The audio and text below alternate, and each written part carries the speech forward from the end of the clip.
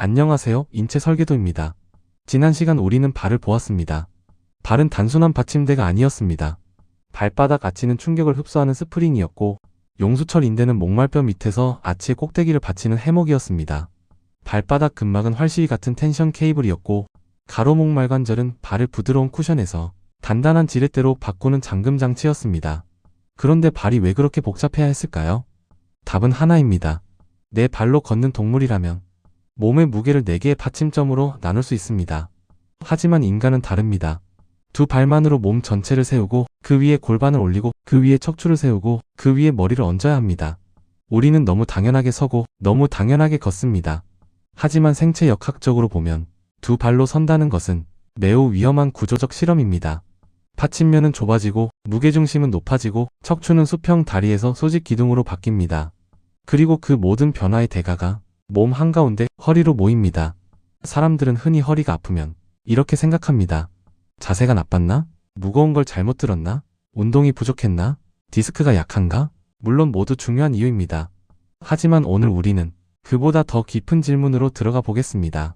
왜 하필 인간의 허리는 이토록 쉽게 지치고 아프고 무너질까요? 왜 직립보행이라는 위대한 진화는 우리에게 자유로운 손과 넓은 시야를 주는 대신 허리 통증이라는 대가를 남겼을까요? 내 몸의 암호를 푸는 시간 21번째 에피소드 직립보행 인간만 허리가 아픈 진짜 이유입니다. 먼저 한 가지를 분명히 하고 시작하겠습니다. 인간만 허리가 아프다는 말은 다른 동물에게 허리 문제가 전혀 없다는 뜻이 아닙니다.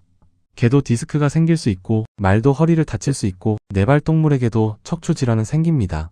하지만 인간의 허리는 특별합니다. 인간은 척추를 수평으로 걸어두지 않고 두 발 위에 수직으로 세워놓은 동물입니다. 그리고 바로 그 선택 때문에 허리는 인체에서 가장 독특한 부담을 떠안게 되었습니다. 이 부담은 단순히 자세가 나빠서 생긴 것이 아닙니다. 두 발로 서고 두 발로 걷고 손을 자유롭게 쓰기 위해 인간의 몸이 치른 구조적 대가입니다. 네발 동물의 척추를 먼저 떠올려 보겠습니다. 개나 고양이의 척추는 몸통 아래에서 세로로 서 있는 기둥이 아닙니다.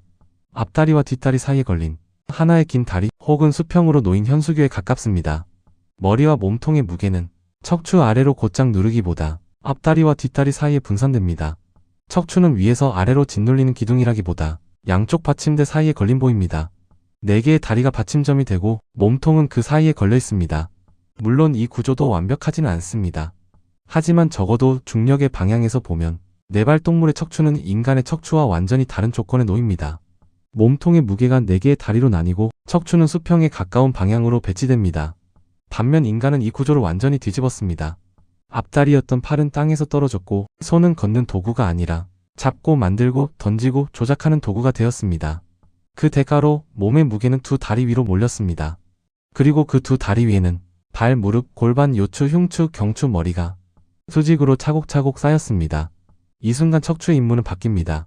수평으로 걸린 다리에서 수직으로 선 기둥으로 바뀐 것입니다. 문제는 인간의 척추가 처음부터 완벽한 수직 기둥으로 새로 만들어진 것이 아니라는 점입니다. 기존의 포유류 척추를 바탕으로 조금씩 수정하고 휘고 비틀고 보강해서 직립보행에 맞춘 구조입니다. 그래서 인간의 척추는 단순한 직선 막대가 아닙니다. 목에서는 앞으로 휘고 등에서는 뒤로 휘고 허리에서는 다시 앞으로 휘며 골반 아래에서는 뒤로 이어집니다. 이것이 척추의 S자 곡선입니다. 목뼈의 앞구분, 경추 전만, 등뼈의 뒤구분, 흉추 후만, 허리뼈의 앞구분, 요추 전만. 이 곡선들은 단순한 모양이 아닙니다. 인간이 두 발로 서기 위해 만든 생체 스프링입니다. 만약 척추가 완전히 일직선이라면 우리는 걷는 순간마다 위아래 충격을 더 크게 받았을 것입니다. 발이 땅에 닿을 때마다 충격은 무릎과 골반을 지나 척추를 타고 머리까지 그대로 올라갔을 것입니다. 하지만 S자 곡선은 이 충격을 분산합니다. 눌리면 휘고 휘면서 에너지를 흡수하고 다시 원래 형태로 돌아오려 합니다. 척추는 단순한 기둥이 아니라 중력과 충격을 흡수하는 서스펜션입니다. 그런데 여기서 중요한 사실이 하나 있습니다. 인간은 처음부터 완성된 S자 척추를 가지고 태어나지 않습니다. 아기의 척추는 처음에는 둥근 시자에 가깝습니다. 태아는 자궁 안에서 몸을 웅크리고 있습니다.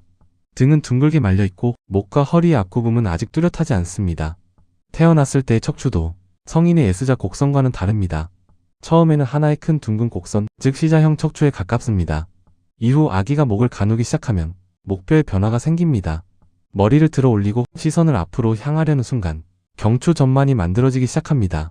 그리고 아기가 앉고, 끼고, 붙잡고 일어서고, 마침내 두 발로 걷기 시작하면 허리에도 새로운 곡선이 생깁니다. 요추 전만입니다. 즉 인간의 허리 곡선은 태어날 때부터 완성된 부품이 아닙니다. 두 발로 서기 위해 성장 과정에서 만들어지는 후천적 스프링입니다. 이 점이 매우 중요합니다. 인간의 허리는 처음부터 완벽하게 수직 보행을 위해 만들어진 구조라기보다 성장하면서 직립 자세에 맞춰 재배열되는 구조입니다. 아기가 일어서기 전까지 허리는 성인의 허리처럼 기능하지 않습니다. 두 발로 서는 순간 몸은 무게중심을 맞추기 위해 허리뼈를 앞으로 굽히고 골반 위에 상체를 세우고 머리를 두 발 사이에 선 위로 올려놓기 시작합니다. 이것이 요추 전만의 시작입니다. 요추 전만, 영어로는 럼바 LORDOSIS입니다. 이 곡선 덕분에 인간은 상체를 골반 위에 세울 수 있습니다. 머리와 흉곽, 복부의 무게가 앞으로 쏟아지지 않도록 허리는 부드럽게 앞으로 휘어 무게중심을 발 위로 되돌립니다. 하지만 이 곡선에는 대가가 있습니다. 곡선이 있다는 건 하중이 완전히 수직으로 전달되지 않는다는 뜻입니다. 특히 허리뼈는 앞쪽으로 휘어진 구조 때문에 위에서 아래로 누르는 힘뿐 아니라 앞뒤로 미끄러지려는 힘도 함께 받습니다. 이 힘을 전달력이라고 합니다. 쉽게 말해 위에서 누르는 힘이 압축력이라면 전달력은 위쪽 뼈가 아래쪽 뼈 위에서 앞으로 미끄러지려는 힘입니다. 인간의 요추는 압축력과 전달력을 동시에 견딥니다. 위에서 누르는 힘, 앞으로 미끄러지려는 힘, 뒤로 젖혀지며 꺾이려는 힘, 앞으로 숙일 때 접히려는 힘, 허리는 이 힘들을 하루 종일 계산합니다. 특히 요추 4번과 5번, 그리고 요추 5번과 천추 1번 사이, L4, LO, S1. 이 부위는 인간 허리에서 하중이 가장 자주 집중되는 경계입니다. 왜 이곳일까요? 위쪽에는 움직이는 허리뼈들이 있습니다. 아래쪽에는 비교적 단단한 청골과 골반이 있습니다. 즉 이곳은 움직이는 기둥과 고정된 받침대가 만나는 곳입니다. 건물에서도 흔들리는 구조와 단단한 기초가 만나는 지점에는 응력이 집중됩니다. 인체도 마찬가지입니다. 요추는 움직여야 합니다. 구부리고 펴고 돌리고 옆으로 기울여야 합니다. 하지만 그 아래의 골반은 다리에서 올라오는 힘을 받아 몸통으로 전달해야 합니다. 움직임과 지지가 만나는 곳, 유연성과 안정성이 충돌하는 곳, 그곳이 바로 인간의 허리입니다. 여기에 골반의 변화가 더해집니다. 네발동물의 골반은 몸통 뒤쪽에서 비교적 길게 배치되어 뒷다리의 추진력을 받아냅니다. 하지만 인간의 골반은 짧고 넓어졌습니다. 이 짧고 넓은 골반은 두 발로 서기 위해 매우 중요합니다. 몸통을 받치고 내장을 지탱하고 한쪽 다리로 설 때 골반이 무너지지 않도록 엉덩이 근육이 착동할 수 있는 받침을 제공합니다. 특히 중요한 근육이 있습니다. 중간볼깃은 공식 용어로 중둔근 영어로 글루티우스 메디우스입니다.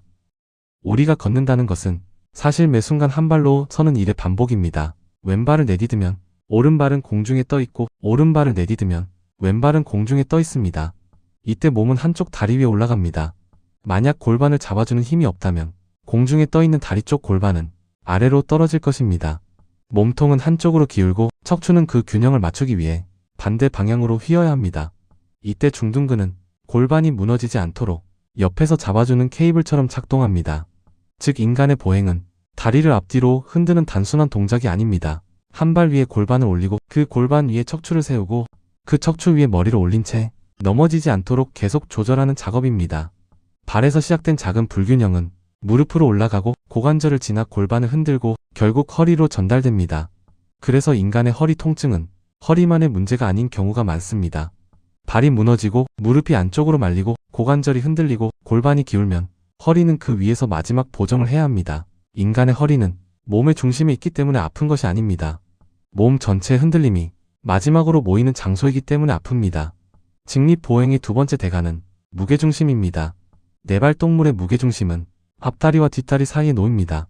받침면이 넓습니다. 4개의 발이 바닥을 잡고 있으므로 몸은 상대적으로 안정적입니다. 하지만 인간은 두 발만으로 서야 합니다. 받침면은 좁아지고 무게중심은 높아집니다. 높은 곳에 올려둔 물체는 작은 흔들림에도 쉽게 넘어집니다. 인간의 몸도 마찬가지입니다. 우리는 가만히 서 있을 때조차 완전히 정지해 있지 않습니다. 발목, 무릎, 고관절, 허리의 작은 근육들이 계속 미세하게 조절하며 몸이 앞으로 넘어지지 않게, 뒤로 넘어지지 않게, 좌우로 쓰러지지 않게 잡습니다. 즉 직립 자세는 정적인 자세가 아닙니다. 끊임없이 조절되는 동적 균형입니다. 이 균형의 중심에 허리가 있습니다. 머리는 위에 있고 팔과 흉곽, 복부의 무게도 위에 있습니다. 이 모든 덩어리는 요추 위에 얹혀 있습니다. 가만히 서 있을 때는 상체의 무게가 비교적 요추 가까이 지나갑니다. 하지만 몸을 조금만 앞으로 숙이면 상체의 무게중심은 요추 앞쪽으로 이동합니다. 이때 허리는 단순히 무게를 받는 것이 아닙니다. 앞으로 기울어진 상체가 허리를 접으려는 회전력을 만듭니다. 이것이 모멘트입니다. 쉽게 말해 상체는 허리 위에 얹힌 짐이 아니라 허리를 중심으로 앞으로 넘어가려는 긴 지렛대입니다. 몸을 10도만 숙여도 상체의 무게중심은 요추에서 멀어집니다. 20도, 30도 더 숙이면 허리가 버텨야 하는 회전력은 더 커집니다. 그래서 인간의 허리는 가만히 서 있을 때보다 앞으로 숙이고 들고 비틀고 오래 앉아있는 순간에 더 큰 부담을 받습니다. 우리가 앞선 요추편에서 보았던 디스크의 압박과 전달력은 단순한 운동 자세의 문제가 아니었습니다.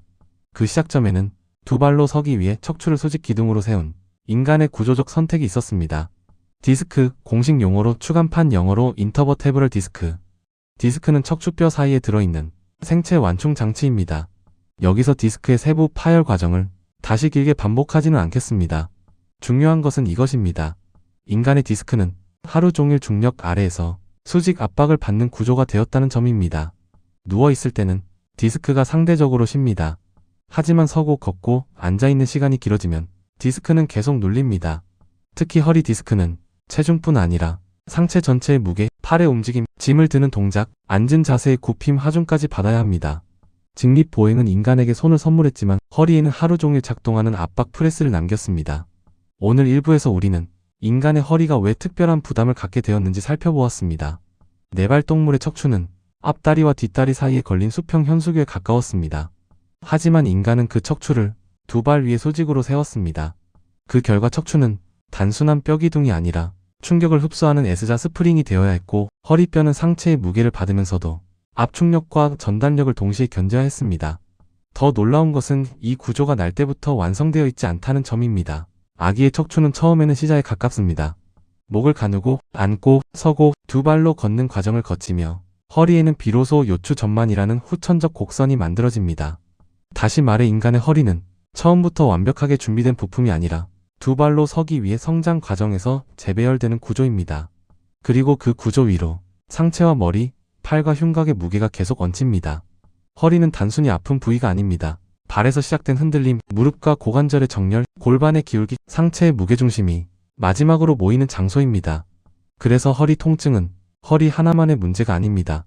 두 발로 선 인간 구조 전체가 중력과 균형을 계산하는 과정에서 생기는 생체 역학적 신호입니다. 하지만 여기서 질문이 남습니다. 이토록 허리에 큰 부담을 주는 구조라면 인간은 왜 굳이 두 발로 서는 길을 선택했을까요? 왜 내 발의 안정성을 버리고 두 발의 불안정성을 선택했을까요? 그 이유는 직립보행이 단순히 고통만 남긴 실패한 설계가 아니기 때문입니다.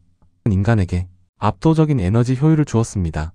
고관절을 펴고 무릎을 세우고 골반을 정렬하는 순간 인간의 몸은 근육만이 아니라 강한 인대와 뼈의 정렬을 이용해 스스로를 잠글 수 있습니다.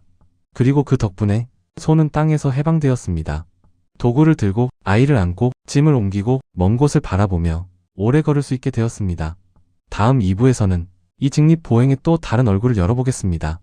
고관절을 잠그는 강력한 인대, 척추 마디를 미세하게 제어하는 다혈근, 현대인의 앉는 생활이 무너뜨리는 요추 전만, 자유로워진 손이 허리에 추가하는 예측 불가능한 하중, 그리고 출산과 임신까지 이어지는 인간 골반의 거대한 진화적 타협. 직립보행은 인간에게 자유를 주었습니다. 하지만 그 자유의 청구서는 조용히 허리로 도착했습니다. 인체 설계도였습니다.